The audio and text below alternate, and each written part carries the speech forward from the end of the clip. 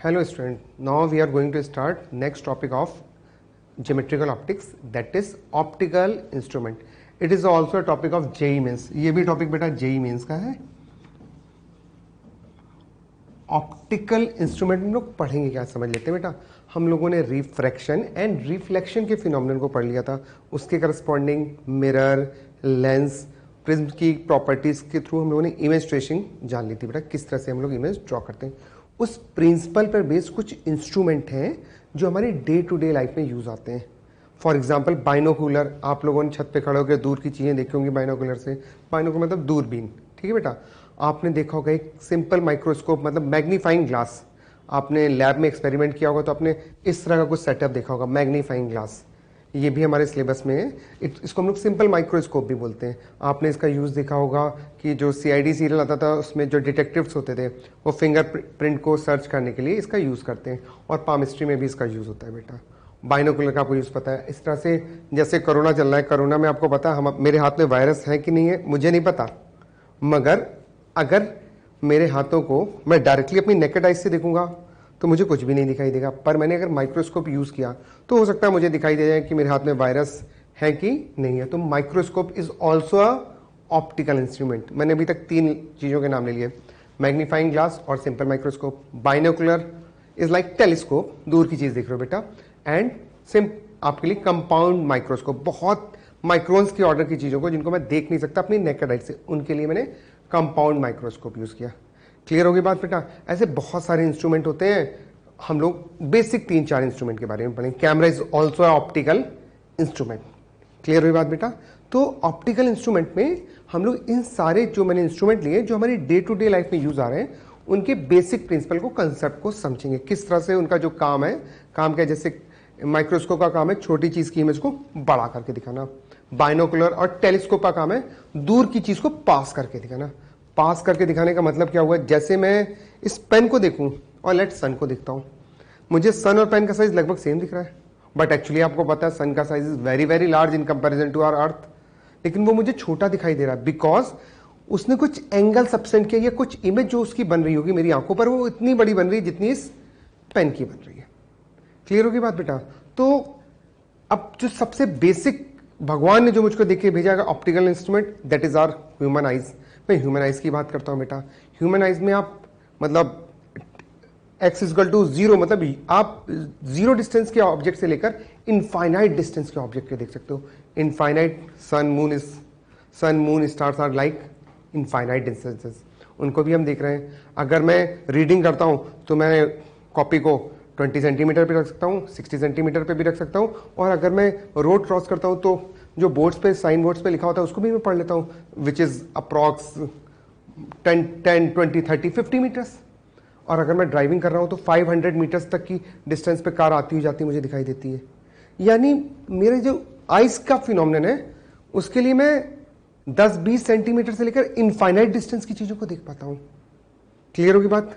लेकिन आपने देखा होगा कि मैं तो यहाँ कॉपी रख के पढ़ लेता हूँ, आप भी पढ़ लेते होंगे ऑब्वियसली, पर ओल्ड एज्ड पर्सन जैसे योर ग्रैंडफादर और ग्रैंड मदर, आपने देखा होगा उनको अगर न्यूज़पेपर पढ़ना होता तो वो कुछ ऐसे रख के पढ़ते हैं, सम डिस्टेंस वो इंक्रीज कर देते हैं. तो this is due to as.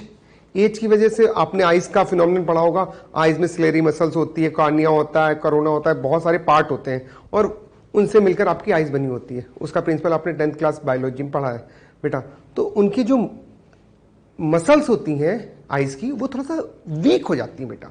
वो वीक होने से उनकी इमेज जो फॉर्मेशन होता है वो प्रॉपरली नहीं होता है, तो वो ऑब्जेक्ट को अपने हिसाब से सेट करते हैं सो दैट उनको प्रॉपर इमेज दिखाई दे. किसी भी ऑप्टिकल फिनोमिनन में ऑब्जेक्ट की डिस्टेंस को किससे डिनोट करते हैं, यू से. इसका मतलब मेरे पास यू की जो रेंज है वो 0 से इनफाइनाइट है बेटा. U is what, 0 to infinite. आप कुछ लोग कहेंगे 0 सर खराब लग रहा है तो मैंने कहा 10 रख देते हैं. ठीक है बेटा. 10 सेंटीमीटर टू इनफाइनाइट. क्लियर होगी बात.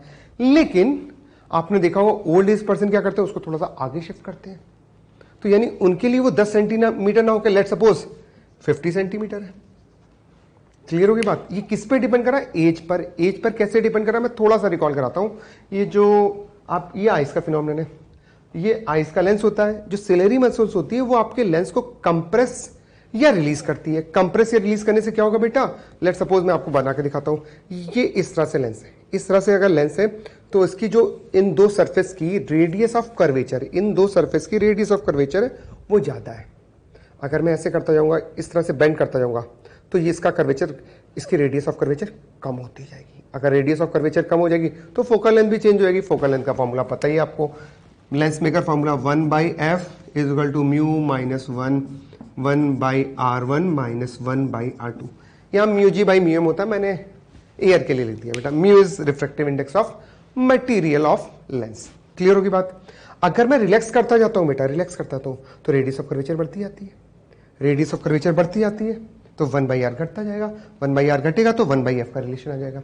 अगर मैं रेडियस ऑफ कर्वेचर कम करता जाऊंगा, ऐसे करता जाऊंगा, ये गोल होता है, तो इस केस में रेडियस ऑफ कर्वेचर घटती जा रही है, 1r घट रहा है तो 1/r बढ़ रहा है, तो सॉल्व करके f आ जाता है। इसका मतलब मुझे दूर की चीज देखनी है या पास की चीज देखनी है, मेरी इमेज तो एक पर्टिकुलर लोकेशन में बननी चाहिए, तभी तो मुझे दिखाई देगा। इसका मतलब लेंस फॉर्मूला अगर मैं लगाऊं बेटा, 1/v minus 1/u is equal to 1/f, 1/v minus 1/u is equal to 1/f। v तो फिक्स हो गए, ये लेंस है, मुझे इमेज तो इसी पे बनाना है, रेटिना पे अपनी इमेज बनानी है, तो v फिक्स है, u वेरिएबल है, 10 to infinite, 50 to infinite for few people, u variable है। यानी अगर मुझे v को फिक्स रखना है तो f को भी क्या होना चाहिए, वेरिएबल। दो नंबर है, ऐसा समझ लो बेटा, एक number a is equal to x minus y, x और y वेरिएबल है और x plus y, x variable है, y को भी वेरिएबल रखेंगे तभी तो a की वैल्यू कांस्टेंट आएगी। ठीक है बेटा, तो अगर u वेरिएबल है तो f को भी क्या होना पड़ेगा, वेरिएबल। अगर f वेरी कैसे करेगा, रेडियस ऑफ कर्वेचर चेंज करके, क्योंकि म्यू तो चेंज नहीं कर सकता, आंख जिस मीडियम में उसी मीडियम में रहेगी, आंख के लेंस का मीडियम तो चेंज होगा नहीं, तो मैं क्या चेंज कर रहा हूं, R1 R2। R1 R2 कौन चेंज करता है, सिलेरी मसल्स। सिलेरी मसल्स उसको कंप्रेस या रिलीज करके उसकी रेडियस ऑफ कर्वेचर चेंज कर रही है। क्लियर होगी बात। जब रेडियस ऑफ कर्वेचर चेंज होती है तो मेरा फोकल लेंथ चेंज होता है इस लेंस का। क्लियर हो गई। अब कुछ स्टैंडर्ड बातें मैं उस पर बात करता हूं। तो कुछ लोगों ने, मतलब जब साइंस डेवलप हुई तो उन्होंने इस तरह से कहा कि जो ये डिस्टेंस 10 या 50 लिए, तो कुछ लोगों के लिए 10 है, कुछ लोगों के लिए 50 है, तो एक आइडियल डिस्टेंस रख ली गई। आइडियल डिस्टेंस फॉर विच हमारी इमेज बहुत प्रॉपर बनती है, उस डिस्टेंस को बोलते हैं least distance of distinct vision. उसको डिनोट करते हैं कैपिटल डी से। Capital D is what, least distance of distinct vision. इसकी वैल्यू होती है 25। उन्होंने बोला लीस्ट डिस्टेंस जो होगी वो ना 10 होगी ना 50 होगी, वो 25 होगी। मतलब नॉर्मल व्यूइंग के लिए आपको यू की value 25।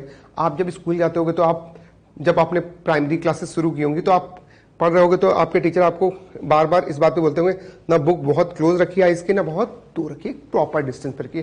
That proper distance is 25 centimetre. Clear होगी बात बेटा। इसको डी बोलते हैं। D is what, least distance of distinct vision. Clear होगी बात। अभी मैंने आपसे बेटा बोला था कि आप लोग सन मून को देखते हैं और सन और मून का साइज आपको बहुत छोटा दिखाई देता है। सन और मून का साइज तो है बहुत बड़ा, पर वो छोटा दिखाई देता है। यानी अगर मैं देखने के सेंस में आता हूं, इन व्यूइंग प्रोसेस में जो इमेज बन रही है और जो मुझे उसकी ऑब्जेक्ट और इमेज की साइज का रेशियो है, वो लीनियर मैग्निफिकेशन से क्लियर नहीं होगा। क्यों बेटा, यहां समझते हैं। मैंने ये दो ऑब्जेक्ट बना दिए, this is object 1, this is object 2। दोनों ऑब्जेक्ट का साइज सेम है, बट दोनों की डिस्टेंसेस अलग अलग है फ्रॉम दिस लेंस। इमेज आपके इस पर बननी है, तो अगर मैं पहले ऑब्जेक्ट के करस्पॉन्डिंग देखूंगा तो ये वाला एंगल बनेगा, इतनी बड़ी इमेज बनेगी। ये वाला एंगल, मतलब इस एंगल का नाम रख लिया मैंने θ1। दूसरे ऑब्जेक्ट के करस्पॉन्डिंग जो एंगल बनेगा दैट इज θ2, क्योंकि मैं एंगल ही को मेजर कर पाता हूं during viewing an object. Object को देखते थे मैं एंगल को मेजर कर रहा हूं, तो ये θ1 है, ये θ2 आपको दिखाई दे रहा है। θ1 एंगल ज्यादा है, θ2 एंगल कम है। यानी 2 वाला जो ऑब्जेक्ट है वो आपको छोटा दिखाई देगा, 1 वाला ऑब्जेक्ट आपको बड़ा दिखाई देगा। मतलब सेम ऑब्जेक्ट मैं डिस्टेंस बदल दूंगा तो मुझे उसकी साइज कम फील होगा। अब मैं यहां से यहां ले जा रहा हूं तो बहुत ज्यादा डिफरेंस नहीं दिखाई देगा। लेकिन फॉर एग्जांपल आपने फोटोशॉप पे देखा होगा, कोई बंदा है वो एफएल टावर के सामने ऐसे खड़ा हो जाता है और इस तरह से एफएल टावर को ऐसे अपने हाथ के अंदर समेटे हुए होता है। इसका मतलब आपको जो फोटो दिखाई दे रही है उस हिसाब से इस बंदे की हाइट एफिल टावर से बहुत ज़्यादा है। जो ऐसे बोल रहा है एफिल टावर इतना बड़ा है, ये एफिल टावर इसके हाथ में, आपने देखा होगा कुछ लोग सन की ऐसे फोटो खिंचाते हैं, सन उनके हाथ में है। तो बेटा आपको दोनों का इसका मतलब साइज सेम दिखाई दे रहा है, उसी रेंज में दिखाई दे रहा है। अगर आपको सेम दिखाई दे रहा है इसका मतलब क्या हुआ, क्योंकि आपकी आंखें उस ऑब्जेक्ट की साइज को देख ही नहीं रही हैं। आपकी आंखें उस ऑब्जेक्ट की साइज को ना देखकर आपकी आंखें उस ऑब्जेक्ट ने आपकी आंखों पर क्या एंगल बनाया उसको देखती हैं। मैंने एक एग्जांपल दिया, क्योंकि एफिल टावर बहुत दूर है, ऐसा होगा एक्चुअली एफिल टावर यहाँ कहीं होगा और वो बंदा यहाँ पर होगा। ये जो मैंने डिस्टेंस बताई ये बहुत ज्यादा होगी, ये वाली डिस्टेंस। तो जितना इस बंदे ने आपकी आंखों पर एंगल सब्सटेंड किया उतना ही उस एफिल टावर ने आपकी आंखों पर एंगल सब्सटेंड किया होगा, तभी आपको उसका साइज कंपेरेबल दिखाई दे रहा है। यहां मैं एक सिंपल डायग्राम से बताता हूं। वन ऑब्जेक्ट है, वन ऑब्जेक्ट जो है उसकी साइज सेकेंड ऑब्जेक्ट के बराबर है, बट आपको वन ऑब्जेक्ट बड़ा दिख रहा है क्योंकि उसने ज्यादा एंगल सब्सटेंड किया है। सेकेंड ऑब्जेक्ट आपको छोटा दिख रहा है, उसने एंगल कम सब्सटेंड किया है, बट यहां पर दोनों की लेंथ इक्वल है। मैं एक थर्ड ऑब्जेक्ट रखता हूं, let it is blue colour. मैं ब्लू कलर का एक थर्ड ऑब्जेक्ट रख देता हूं।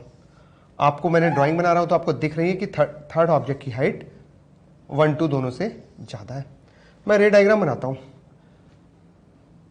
मैं रे डायग्राम कुछ इस तरह से बना देता हूं बेटा कि जो थर्ड ऑब्जेक्ट है वो जितना एंगल सब्सटेंड कर रहा है उतना ही फर्स्ट ऑब्जेक्ट एंगल सब्सटेंड कर रहा है। थर्ड वाला या ब्लू वाला जितना एंगल सब्सटेंड कर रहा है उतना ही कौन सा एंगल सब्सटेंड कर रहा है, फर्स्ट वाला। इसका मतलब आपको थर्ड वाला ऑब्जेक्ट भी उसी लेंथ का दिखाई देगा, उसी लेंथ का फील आएगा जिसका फर्स्ट वाला, बट आपको दिख रहा है थर्ड वाले ऑब्जेक्ट की लेंथ ज्यादा है, फर्स्ट वाले ऑब्जेक्ट की लेंथ कम है, because you are not measuring length. आप लीनियर डायमेंशन की बात नहीं करो, आप एंगल के टर्म्स में बात करो। जैसा आपने सुना होगा कि आपसे किसी ने बचपन में क्वेश्चन पूछा होगा कि आप क्लॉक देखते हो या वॉच देखते हो, उसमें आप क्या मेजर करते हो, तो कुछ लोगों ने बोला होगा time, but the principle is it is based on angle. Same time interval में सेम एंगल घूमती है वो वॉच। क्लियर होगी बात बेटा। तो हमने ऑप्टिकल इंस्ट्रूमेंट का जो इंट्रोडक्शन दिया उसमें हम लोगों ने कुछ बेसिक बात की कि हमारे पास कुछ स्टैंडर्ड हमारे पास ऑप्टिकल इंस्ट्रूमेंट है, that is human eyes, magnifying glass या simple microscope, compound microscope and telescope. दूसरी बात, हम लोग यहां पर जब इस वक्त हम लोग ऑप्टिकल इंस्ट्रूमेंट में मैग्निफिकेशन की बात करेंगे, that will be angular magnification. Third, हम लोगों के लिए फॉर नॉर्मल व्यूइंग ऑब्जेक्ट की लेंथ 25 टू इनफाइनाइट होती है। 25 के डिस्टेंस को मैंने बोला least distance of distinct vision, मतलब यू की रेंज मेरे पास बेटा क्या आ गई, D to infinite. D is least distance of distinct vision. Clear होगी बात बेटा। और मैंने एक बात बताई, सिलेरी मसल्स जो होती है वो आपके आइज लेंस को कंप्रेस या रिलैक्स करके उसकी फोकल लेंथ को चेंज करती है। कैसे? Due to change in radii, उसकी रेडियस में चेंज करके। क्लियर होगी बात बेटा। हम लोगों ने यही 3-4 बातें यहां पर सीखी है। नेक्स्ट हम लोग पढ़ेंगे एंगुलर मैग्निफिकेशन।